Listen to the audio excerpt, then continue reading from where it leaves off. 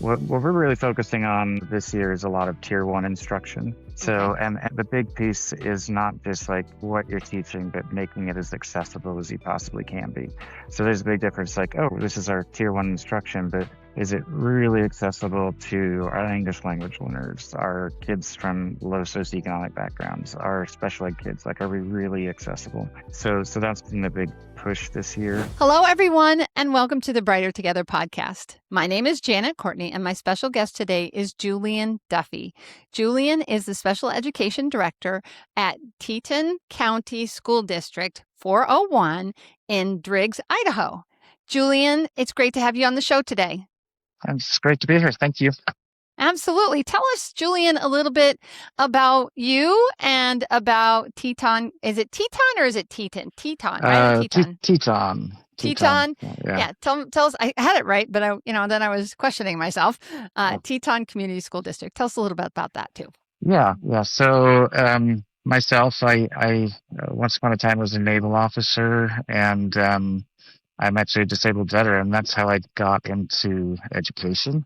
Well, thank you for your service. You're welcome. I got my master's of technology for a while, and then moved across to Idaho. I was in Maryland at first, and that's a big move. Yeah, well, I went to high school in Idaho, so I at least got to go back. When I moved back to Idaho, I recertified special education because I connected with those students, especially the students that had more mild to moderate disabilities, and frankly, some students that just didn't, I guess, fit in gen ed. I really liked building those relationships. And then from there, just continued, got another master's to be an administrator, got my special education director endorsement. Worked as an assistant principal in a few districts. Was District 93 special education director for 8 years in Idaho Falls. Started a little business on the side, doing some disability consulting.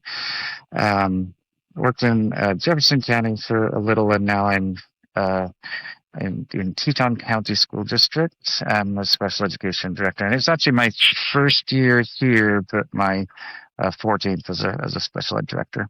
Wow, that's amazing. Yeah, the district is small, so about 250 kids with disabilities. Okay, so tell us a little bit about Teton County now. How big? Give us some demographics and just some information about the school itself. So the school district is smaller, closer to 3,000 students. There's an upper and lower elementary, so K through 3 go to three different elementary schools, and then there's a larger 4 through 6, and there's a middle school and a high school. Okay. The demographic is interesting. There's a pretty significant mix because Driggs, where the district is very close to Jackson Hole. Okay. And so there's been a lot of influx, a lot of growth. Property value has gone up several 100% over the years. So it has a very interesting demographic as far as we have folks that are English language learners. We have a lot of folks that are from sort of low socioeconomic status, but then we have folks that have lived here, their families have been here their entire lives, and then we have people that have moved in and bought fairly expensive houses and live in. They've just really enjoy the area and the outdoors. It's an astoundingly beautiful location right at the foot of the Tetons, the Grand Tetons. Okay, so it is the Teton Mountains we're talking about, right? Yeah. I guess I should have clarified that before we even went on the air, but I was like, make sure. Yeah. So very cool. Awesome. Yeah. So you are the director. Are you over all special education, and then you have coordinators under you? How does that work what's your structure? Yeah, so in a larger district, I've had coordinators and all that. Here, it's actually been kind of fun because I've had to learn all the things I've forgotten. I'm pretty much a one-man show. So I'm my own director, Medicaid biller, coordinator, Wow. everything. So from staffing, training. So I pretty much do everything here. And then we have school psychologists. We have kind of a 0.75 and a half. So we make do, and we have 5 SLPs. About 16 special education teachers. So still, pretty small, but the thing that we do have is a lot of heart, which is nice. Yeah. Um, so so they're a That's important. good team to Yeah. work with. That's nice. Mhm. So you don't have to be at every single IEP meeting, do you? No, but I do, to get to know the teachers and to get to know the administrators. I'll cover for them because I Okay. can be pretty darn mobile when the district is.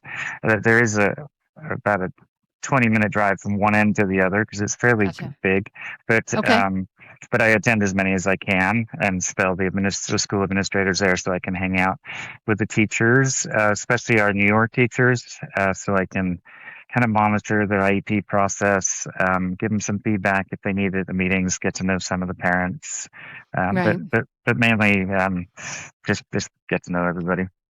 Yeah. And you said, do you start at kindergarten or do you have a pre-K program as well? We have a very, very nice preschool. Oh, Um, nice. yeah, we just have an astoundingly good preschool teacher. But I shouldn't say that too loudly so nobody comes to try and take her away. But yeah, we do have a really, really nice preschool. And yeah, we go all the way through to high school. So. Through the high school. Yeah. Yeah. That's fantastic. So, what would you say are, obviously the team is really a strength. What other things do you think are strengths that you bring to the table for the parents? And I know you have some, we talked a little bit before the show went on about helping them understand the whole process. Yeah, I've worked extensively with parent groups over the years and parent advocates, trained as many people as I can because I really believe that the more parents know, actually, and the more everybody knows, that the less likelihood there is of actual conflict. Hmm. Because a lot of it, I think, is related to just simply not understanding special education process quite as well. So being as absolutely transparent as you possibly can be is a big priority. Working with I have several friends that run a Facebook group that has I don't know about 1,700 parents at this point, and we communicate as much as we possibly can, and just try to share as much knowledge as possible. So, being a smaller district, the district has had several special ed directors throughout the years, but I've been bringing a fair amount of experience with me, so I think they've been happy to have that, and it has Well, of been course. fun as far as adjusting because it's smaller, so I've had to adjust my viewpoints as well. So it's actually been fun. You figure out where all your blind spots are, Yeah. and you forget to assume anything. Like some processes you might be familiar with don't exist, or they're going to look different, especially when most of the administrators are wearing multiple hats, and that Hmm. that is something that's kind of unique too with small districts. Yeah. So, how long did you say you've been at this particular school? Is this your This first year? district is actually my first year First here. year. Awesome. So Hmm. you're definitely in that learning, but it's March. You're there. Yeah. So those of you that are listening, it's March 11th, 2026. It will be probably May when this comes out. So, and you'll definitely have your 1 year under your belt, but Hmm. you've also got all of this knowledge and experience that's following you behind it, right? Yeah, yeah. That's It's it. awesome. Mhm. You guys have one of the hardest jobs, I think, on the planet. Uh, it's It's it's definitely it's very hard to communicate how to be a special ed director. I know basically sped directors when we all get together, we can't stop talking because it's like we found our people. But it's Mhm. definitely one of the more specialized areas, I think, of district administration. And we're always, I usually like to say, we're always the inconvenient truth people. Like, if there's something that's going to throw a wrench into the works is going to be something with special education or, a process piece, student discipline, student attendance. It could be a billing piece. It could be funding. Um, but I do appreciate all the checkpoints that are in special education because they're all designed to protect students and Right. to protect their rights. And so even though, sometimes those things are inconvenient or can be annoying, they have a really good purpose. I Mm-hmm. usually say everything in special education has a telegraph to it. There's usually a warning. There's if an action is coming, you're sending a written notice, you're sending an invite, you're having a meeting. So everything in special education is always very well telegraphed and communicated. And I usually explain to people that's because special education does something rather poignant. It does take away a parent's educational decision making to a certain extent and replaces it with a team. Um, Mm-hmm. and Mm-hmm. so I always tell people like, do not underestimate like the power of the team and working with the parent is absolutely critical because we've done this rather poignant thing and we're trying to best serve the kids. So always have that good telegraph, that good communication, and be as open as you possibly can be. So Yeah. yeah. And sometimes it's so overwhelming for parents, especially when they're little. That first IEP meeting where we're doing the identification and getting them qualified for services and Hmm. just it can and it's so critical at that point that they understand exactly what you're saying, right? Yeah, and for parents, of course, that first meeting can be terrifying because you get to walk in and there's people maybe you haven't met before. Um, I try to communicate to teams that treat it like when you're a patient, you're going to have surgery. Like someone comes in and introduces themselves and tells you what their function is and tells you what's going to happen and kind of primes you along the way. And Mm-hmm. I really think that like with IEP meetings, we should work a lot harder at like, hey, this is what we're going to do, and these are the people that you're going to see, and this is what their purpose is, and sort of prime the pump before before a parent gets to walk in as a table full of people, all wondering, trying to look at data about their student. So definitely, that initial part can be very intimidating. But if anything, I could say to parents, just ask as many questions as you possibly can, Yeah. because the more you ask, the better off it is. There is a crisis in this country, a massive shortage of special education teachers. We know how devastating this can be for your students, families, and staff. Lighthouse Therapy places experienced special education teachers in virtual, hybrid, and on site roles, and we handle everything from hiring to onboarding to mentorship. These aren't just placements, they're professionals who understand compliance, collaboration, and care. Let us help you fill in the gaps with special education teachers who really understand. We are here to help. Visit lighthouse-therapy.com/brighter together to connect with us today. Yeah. Yeah, for sure. Because even if we do everything we can to tell you it's still a long meeting and there still is a lot of information that's thrown at you.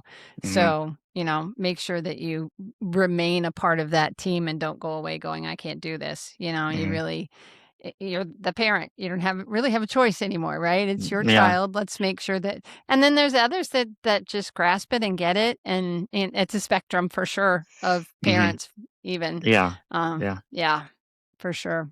I love that you're putting them in, that your focus is making sure that they understand because they're, no matter what, they're the first line for the kids. They're their first teachers, right? Hmm. Yeah, and it's really critical. I really like to think of an IEP meeting, and an IEP is really just a continuing conversation. The more we think about like the plan, and the goals and those things as protections and services and a relationship. To be honest, I think it makes the processes feel a little better because sometimes we just, oh my gosh, another piece of paperwork. Oh, we've got this piece. Um, I think sometimes we just need to look at it in terms of, yeah, we're we're providing, a critical service. We're having this ongoing conversation on how to best serve the student. It shouldn't be something, that we're just dreading or, that we view as an inconvenience, and just consider it Hmm. a constant conversation, I think is the best way to look at it. Yeah. Yeah, for sure. Helping them understand the plan and what's next and, Mhm. and bringing the kids in too. I mean, one of the things as a therapist I always did was, because I don't get to see kids anymore. It's one of the hardest parts of my starting a company and being where I am. But one of the things I always did when they were old enough was, okay, you're in speech therapy. Why are you in speech therapy? If they don't understand why they're there, Mhm. you're not going to make it. You may make progress, but you're going to make more progress if they understand. And then I talk to them about their goals. So this is Mhm. what we're going to work on, and this is why it's important, and this is what I want. We want for you to help you to be able to speak better or to Mhm. understand better or whatever, and putting it into terms that they understand at the level that they're at. And I Yeah. just found, yeah, it's so important.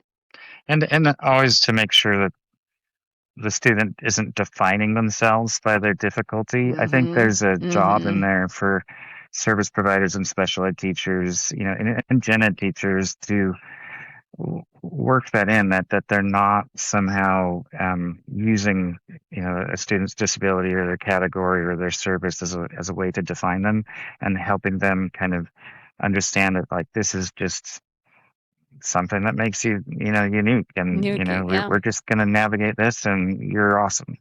Yeah, um exactly, exactly. and there's a lot to be said in there as far as how we approach the kiddos.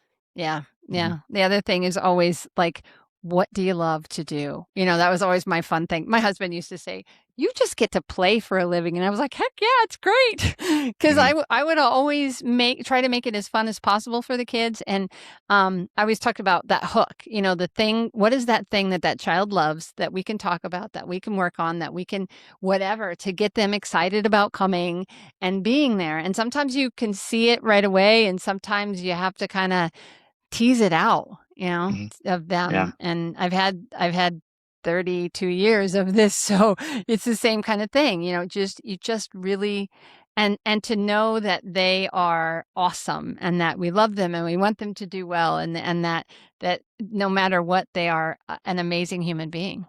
Mhm. So, yeah. Yeah. Yeah. So awesome. Okay. So, what about early intervention? Do you do MTSS? How multi-tiered system of Yes. support? There we go. Mhm. Do you have, how's that program going for you guys? So like any district, sometimes you just need a good reset. I think the place where people usually get hung up on MTSS is how do we collect good, relevant, and actionable data. And I think that, a lot of that starts with training the general education teachers. So there's not this sort of creep into special ed, because special ed will always sort of flow to fill a gap if it can, because we all want to try and help. Right. Um, what we're really focusing on this year is a lot of tier one instruction. Okay. So, and the big piece is not just like what you're teaching, but making it as accessible as you possibly can be. So there's a big difference. Like, oh, this is our tier one instruction, but is it really accessible to our English language learners, our kids from low socioeconomic backgrounds, our special ed kids? Like, are we really accessible? So that's been the big push this year. Early interventions we've been working on. We've worked a lot with speech in the kindergarten. Um, Mm-hmm. there's, and I don't know if you've felt it as well, but there's COVID possibly kind of created a bubble of Yep. kiddos that potentially just didn't interact with as much language as as they might have normally. So we've had a few. It wasn't just in this district, but a few times where you might have, out of 90 kids, they're saying, oh, 30 of them have speech issues. So we spent a lot of time with our SLPs trying to get them into doing early interventions with the kindergarten teachers. providing some instruction in the classrooms, and then looking at sort of tier two, partial kind of group pullout in the second try. Mm-hmm. And then when Yep. we hit third try, if they've had those good tier one, tier two, and we're still worried, then we'll probably go into like a full blown assessment Assessment at and that an point. IEP. Yeah. Yeah. Yeah. But there's so Yeah. many little developmental things that happen along the way, Mm, that it has become very important to look at early, with some of those speech and language issues right off the bat. yeah. Mhm. And it's we it's something that we do here as well at a couple of our school districts is we have MTSS speech therapists that are doing similar to what you're talking about and intervention cycles and making sure that, we identify as needed and then and sometimes it's all they need. All they need is Mhm. those 6 weeks or maybe 12 weeks depending on the child, but it keeps them off of an IEP, gives them a hand up, and helps them uh to move forward and not be stuck, right? Mhm. And that's Yeah. I really love that. And there's a little give and take, I think, sometimes looking at, with the IEP teams when, sometimes we look at related services, there's always a piece of how do you balance taking a student out for speech, and how do with how much time they're spending in general education. But sometimes, the therapist will make a really good case on, hey, if I do intensive work with the student on an IEP for 3 months, three times a week, I can change their life, and we'll fold that sort of thing into a plan, and Mhm. to a program, and then have a checkpoint already set up at 3 months to see where we're at and how well that sort of really intensive piece helped. So sometimes I think we want to make sure we aren't too cookie cutter, with our services. Occasionally, Right. there's that piece that comes along and you're like, okay, I can really make a difference if we focus on this for a bit. But Yeah. It's yeah, great that this you guys have that too, because, giving the therapist, one of the things that we say here always, and I've worked for other companies and heard this from other therapists that I know, where they'll work for a company and they'll say, well, every kid is 30 minutes twice a week. And mm, it's like, what? yeah, No, that's not individualized education plan. That's you're trying to increase revenue and it has absolutely nothing to do with the child's needs. And I hate it when I hear that because hmm it's like one of the things we always, our mission is to be a therapy company run by therapists for therapists, but for the betterment of students. So I have always told my therapists, do what's clinically appropriate for the children that are assigned to you. hmm I, as the CEO, am never going to tell you how to see a child. I'm never yeah, going to, I can attend an IEP meeting if I'm licensed in that state and give you a general. I mean, I can look at an IEP and tell you, but I'm not the one who's working with that child. So, you have to decide within the bounds of the team and that parent and working in conjunction with them. We always consider our therapists when we contract with a school, that therapist may work for Lighthouse, but that therapist is yours. That's somebody that you have hired us to give you so that they can be a part of your team. And that's critical. And it has mhm, to be because, they're going to be people that are making decisions on students that you work with every single day. And we want to make sure that as a company, we take care of that piece of it. And it's got to be, if you don't keep it up front, it gets lost. yeah. I usually just tell my therapist, look, it really comes down to making a good logical argument, Yeah. or a logical case, because I know better than to argue with an SLP. I just don't, no, don't ever argue with a speech pathologist, occupational therapist, physical therapist, or school psychologist. I just, but I do really value like the highly trained, specialists that work with students. So usually it's like, okay, let's look at the data or the testing, like what does research suggest might be helpful, Yeah. and then at that point it's go for it. Like it's Yeah, we it's are a like you said, passionate bunch, aren't we? yeah. It's individualized. So I think that's Yeah. one of the pieces was, sometimes we can work there's no real rule book. Sometimes we just Yeah. we just work what we know is best. Yeah, and I love that about it. That's been individualized, and it sounds like you guys are doing an amazing job.